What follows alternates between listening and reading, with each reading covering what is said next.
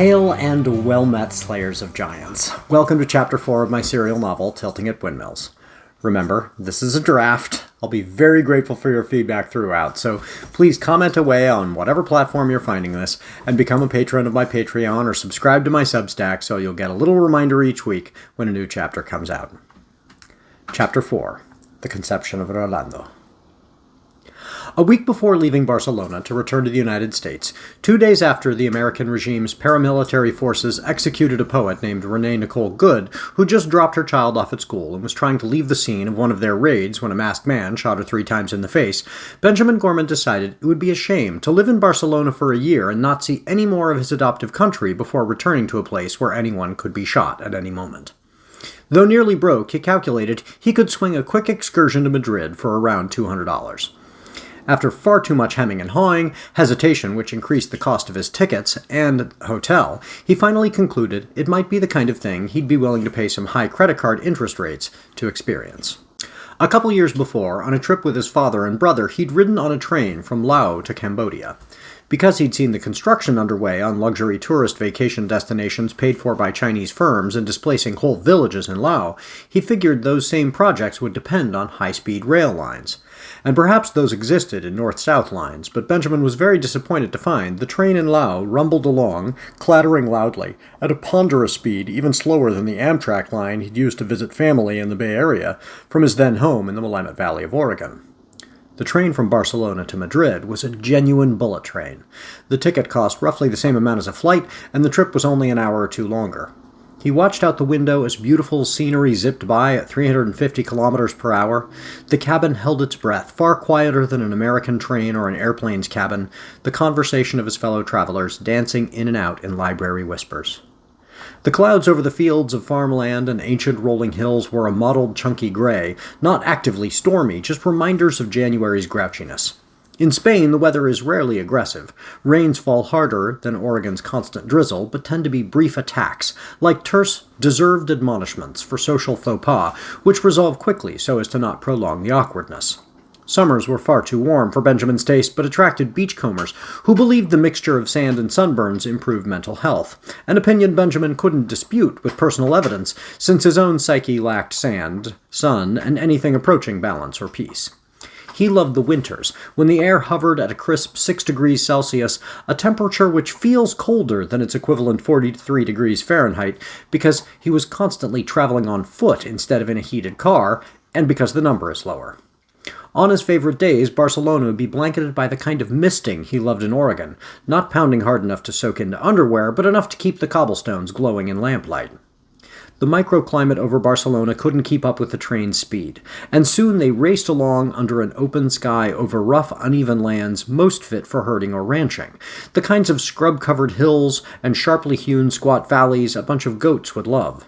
The bright sunlight reflected off the few human structures, silos, and aluminum warehouses containing mysteries, but these were obscured by the brightness illuminating every scratch and streak of dust on the window.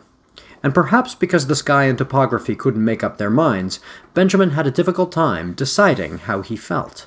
His marriage had arrived at the place he called the Purgatorio, the period in which both parties acknowledge it has ended, but haven't solidified their new housing arrangements and are doing their best to transition to being friends. Everything was permeated by a constant unpleasantness all the time, like living in an apartment lacking sufficient heating, or a water heater capable of producing hot showers that could be enjoyed for more than 60 seconds. And since their apartment was freezing in the winter, often slightly colder than the outdoors, and their shower would quickly get up to a decent temperature and then just as quickly return to something cold enough it might qualify as torture if it were applied to captives, the metaphorical and the emotional had a wrestling match in the living room to see which would better describe the interregnum between the end of the relationship and the departure for the United States.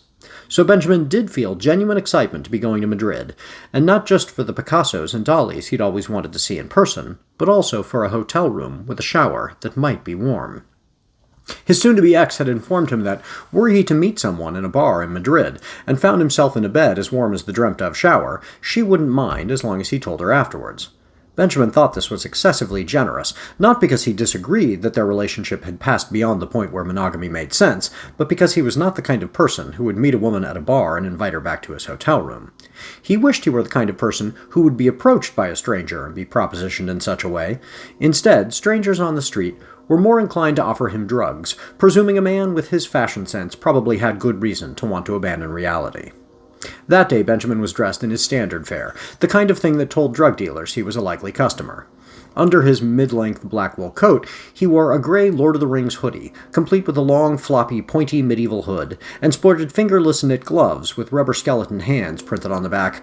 Self-conscious about his eyebrows, always thin and now nearly invisible as they turned gray, he'd solved the problem by getting them pierced, one in each upper outside edge, and attaching small spikes to the posts. When he raised a single eyebrow, one of his few real talents, the little horns made him look more mischievous than he was. That day he wore black plastic spikes to match the frames of his black wire-rimmed glasses.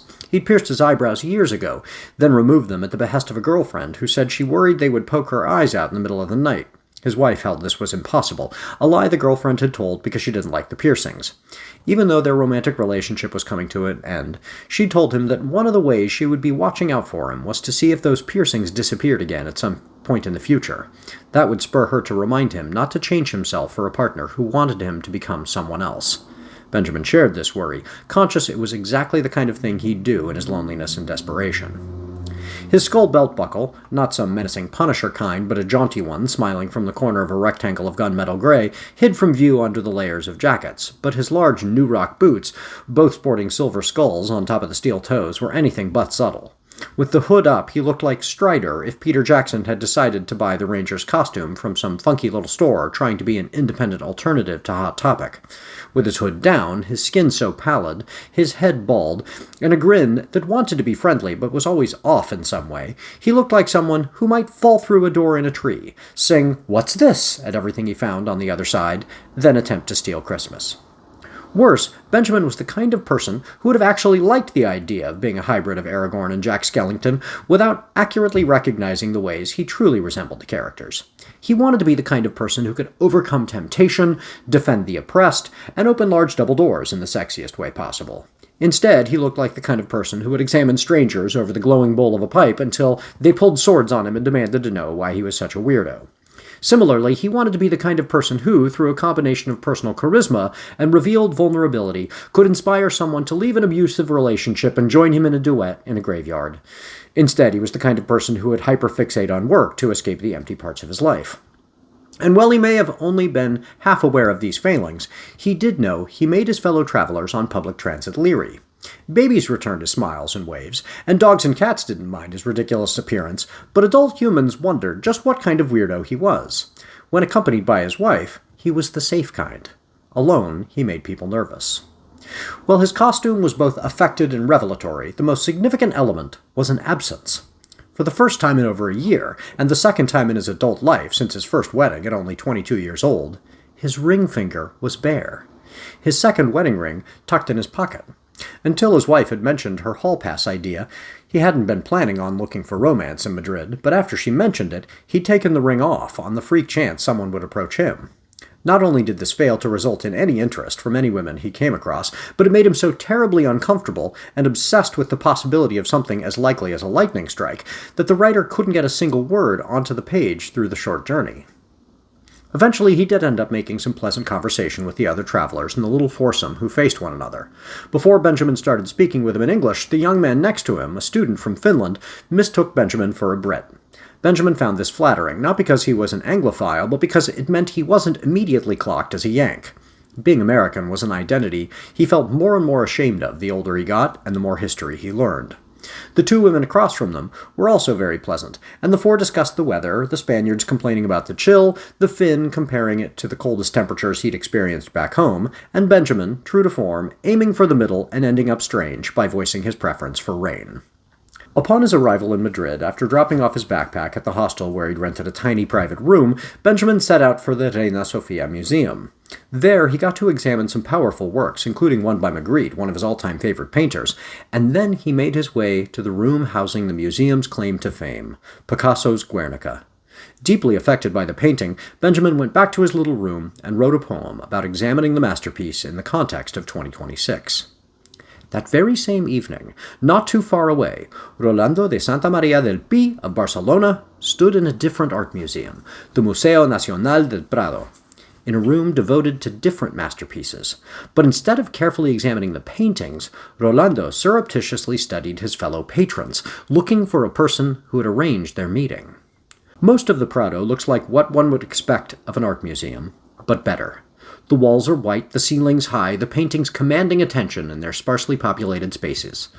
But the room housing Goya's black paintings is a shocking contrast. The walls are black. The lighting is incredibly dim, but the clever designers have aimed spotlights at the paintings in such a way that the works leap out of the gloom. Goya was already a famous painter of more traditional portraits and landscapes when he moved into a friend's house on the edge of Madrid at the age of 72. There he painted some of the most haunting works of art ever conceived, directly on the walls of the fucking house. Many years later, they were cut off of the walls and placed on canvas, inexpertly compared to modern techniques, suffering some damage in the process. You may have seen some of these 14 images at some point and not known their backstory. One shows two men beating one another to death with clubs. Another shows a very old woman with a creepy smile feeding soup to someone so emaciated he may be death himself. Perhaps the most famous is a depiction of the Titan Saturn consuming one of his children. Well, the myth dictates that Saturn, Kronos, swallowed his children whole, allowing the youngest, Jupiter, Zeus, to rescue these Olympian gods after defeating his father. Goya's depiction shows a long-haired giant ripping the arm off an already headless corpse with his teeth. Another disturbing painting shows three people laughing at what one of the men is doing. X-ray examination has revealed that in the original version the man was holding some papers on his lap. At some later point, Goya changed it, adding a blanket over the man's hand and lap, creating the impression that the viewer is witnessing a man masturbating while two people watch over his shoulder, laughing uproariously.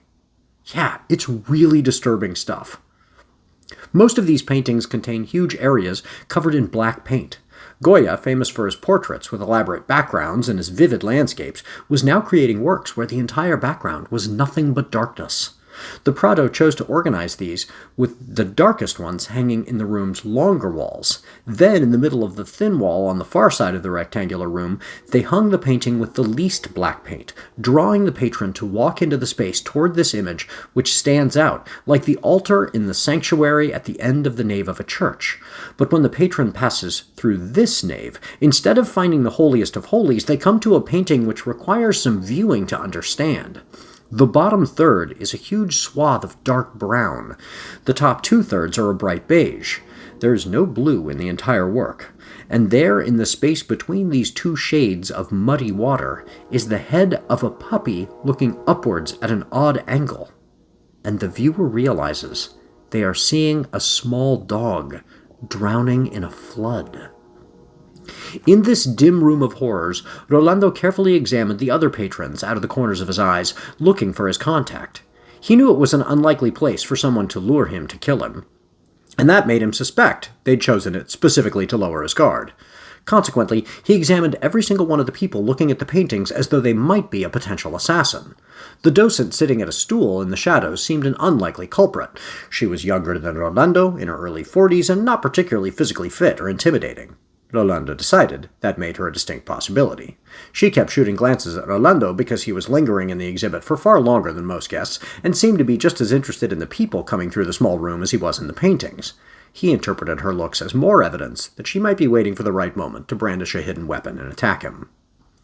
Many of the people passing through the room, naturally forming a counterclockwise circuit to examine all the paintings without any signage or direction to do so, were in their 20s or 30s, fit and handsome and from diverse ethnic backgrounds, as is typical in Spain, and Rolando dismissed most of them because they looked like potential secret agents, and thus weren't. One father took his time while examining a gruesome painting, and his 11-year-old daughter yanked on his hand trying to drag him out of the scary room. Rolando suspected the girl might have been an adult with Cockayne syndrome, the extremely rare form of Ehlers-Danlos syndrome which makes people look like children well into adulthood, and he watched the way she tugged on her father's hand to see if it revealed martial arts training the secretly adult assassin was hiding. For example, he noticed the way she stood with her feet planted flat on the ground, rather than bouncing on the balls of her feet like a fighter, and he interpreted this as evidence she was preparing some shocking lightning-fast series of kicks no one but an elite knight-errant and warrior mage would ever see coming.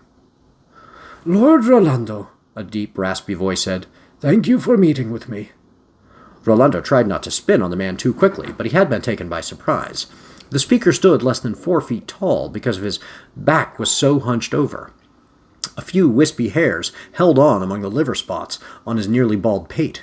The deep wrinkles on his face were mitigated by gravity, pulling his jowls down into a droopy dog cartoon visage. "Gary," Rolando said, "why didn't you tell me you were my contact?" "One can never be too careful," the old man said. "You don't get to be my age by taking unnecessary risks."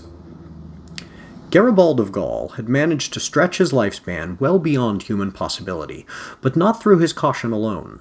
The man had been an advisor to Roman and Byzantine emperors, Ottoman sultans, Frankish kings, and now served the secret service agencies of a handful of European, African, and Asian governments. None of them could trust his loyalty, nor could they reject his information or advice. What few of them were capable of understanding, let alone acknowledging, was Garibald's true objective, guarding against the misuse of magic in the world. His commitment was to magic itself, to the unseen power contorting reality beyond the limits of nature's predictable laws. Garibald believed in magic with a zealot's fervor, and he considered its misuse tantamount to blasphemy. Thus he positioned himself inside the world's halls of power and used, and arguably misused, magic to keep himself alive for more than 2,000 years, so he could maintain his vigil against anyone doing something as unprincipled as using magic to live for 2,000 years in order to manipulate the world's governments. Gary wasn't entirely unaware of this irony, but like most zealots, he thought his bending and breaking of the rules in the service of the faith was permissible. He leaned toward Rolando to whisper, and though it made no audible sound, Garibald's curved spine and ancient joints moved like they ought to make a screeching creak. "I have a mission for you, Rolando. This comes directly from His Highness King Felipe VI." He passed Rolando a single sheet of paper, folded in half. Rolando opened it. The letter only stated, in as few words as possible, that the unspecified mission Garibald would describe was, in fact, conveyed on the orders of the king himself. At the bottom, the king had stamped it with his official seal in real wax and signed it with a pen, not a printed signature. Rolando nodded, but his voice disagreed. "I do not doubt your word, the veracity of this document, or the king's intentions, Gary. But as you know, I do not employ my powers or the strength of my arm in the service of God or any king, president, or potentate. I fight in the name of the Lady Nuria and my own conscience, doing good as I judge it, to bring glory to her name. Had you ever seen the beauty of the Lady Nuria, heard the music of her voice, the grace of her hand, you would know she is the platonic form of goodness, and as close to divinity as this wretched world has been offered. And it is through my commitment to her that I preserve my righteousness, and cannot be corrupted by any nation or any priesthood's conception of the will of God. So please, describe this mission, and I alone, shall determine if it is in keeping with my vows and will bring glory to the name of the Lady Nuria of Barcelona." Garibald held a persistent scowl through Rolando's monologue. Yes, I know about your vows and commitment to this mysterious lady whose identity you hide from me." "From everyone. For her protection, lest she be captured and used as leverage to force me to do the unthinkable." Rolando's voice rose to a volume which raised the docent's eyebrows. The knight made an apologetic gesture in her direction and fell silent. Yes, as I have made clear to you before, I find this interpretation of your vows honorable in its intentions and practical consequences, but also blasphemous and traitorous in its reasoning. "As close to divinity as this world has been offered," he misquoted. "This wretched world has been offered," Rolando corrected. "Closer than our Lord Jesus Christ? And the implication that his servant on earth, King Felipe VI, is corruptible like some president or autocrat? Quite offensive, Sir Knight." "I have never met either of these men. Even as a citizen of Spain, I know little about our king beyond tabloid reports, and as for our Lord and Savior, I know of only 4 accounts, none of them concurrent with his exploits, and all colored by highly questionable conflicts of interest. Frankly, the tabloids provide more information about the king than the Gospels do about Jesus of Nazareth. He seems like what the Americans would call a good dude, or a real mensch. Garibald tried to interject. Mensch isn't exactly standard American English, but... But, Rolando steamrolled, the orders given in the name of Jesus vary to such a degree that none can be trusted, lest the most abominable call Jesus' character into question. Call into question? Garibald spluttered.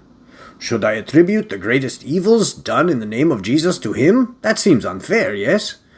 But only the good acts? Who is to say which are truly his commands or in keeping with his philosophy? Surely not a priestly caste which serves to benefit from obedience to them rather than to him.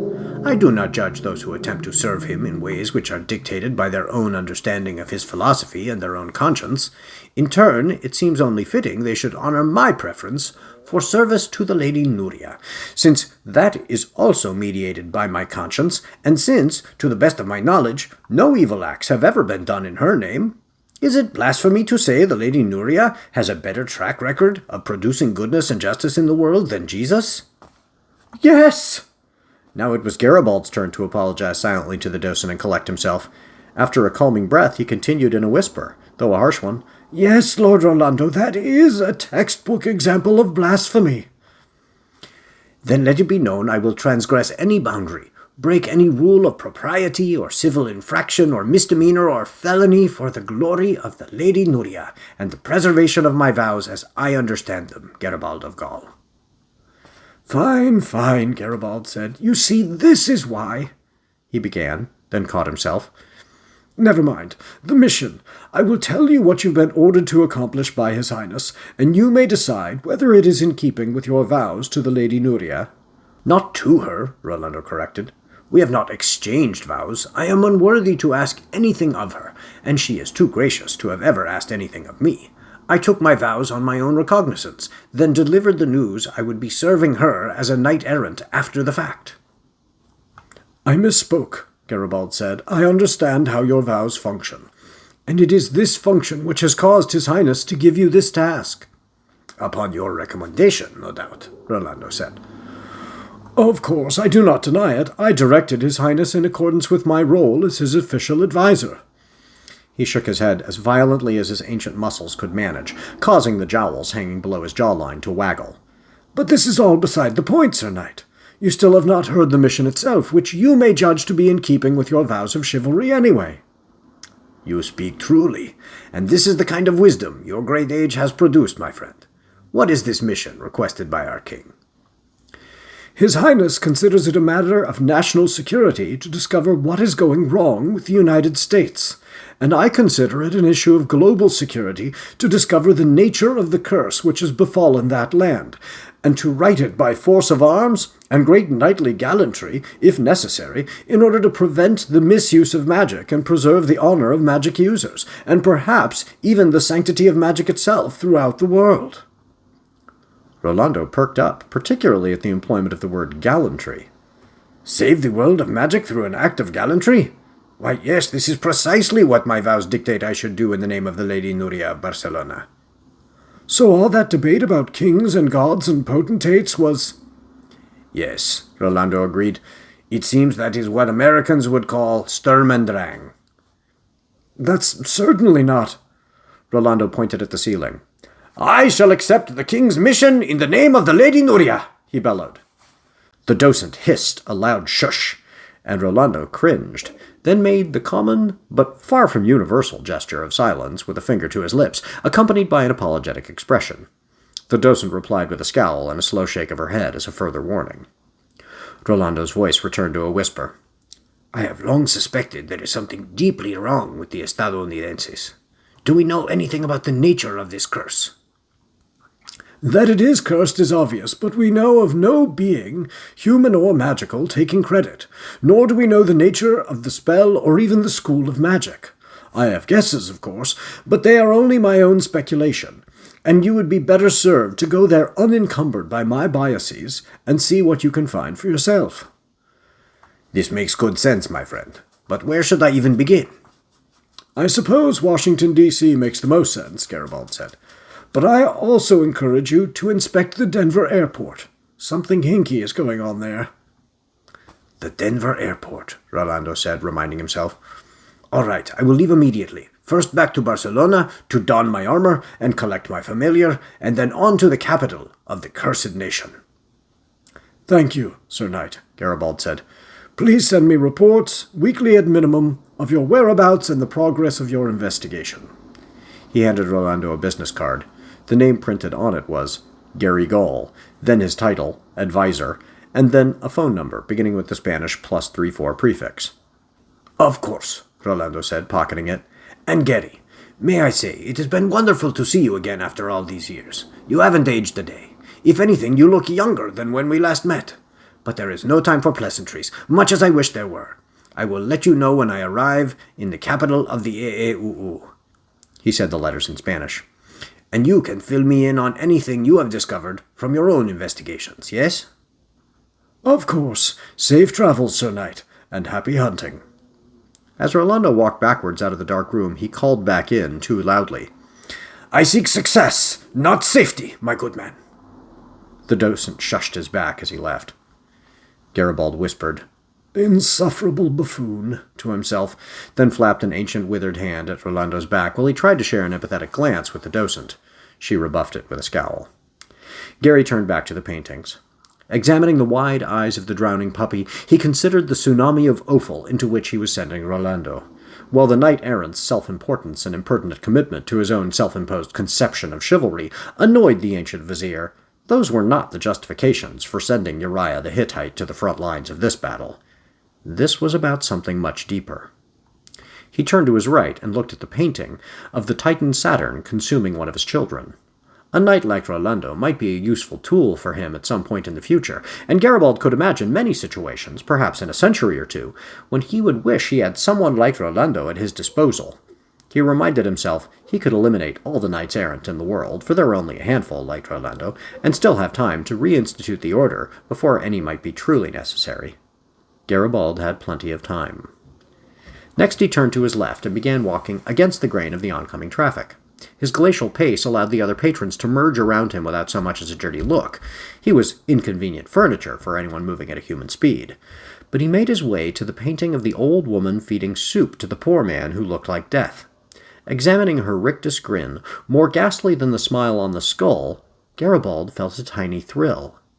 He'd just assassinated Rolando in a public room in the Prado, with nothing more than a conversation and a stamped sheet of paper, despite the knight's refusal to bend the knee to his own king. Sure, it would take a while for the assassination to be complete, but the spoonful of poison had been offered, hovering there in the dark room, and it had been accepted, ultimately slurped down with grateful enthusiasm.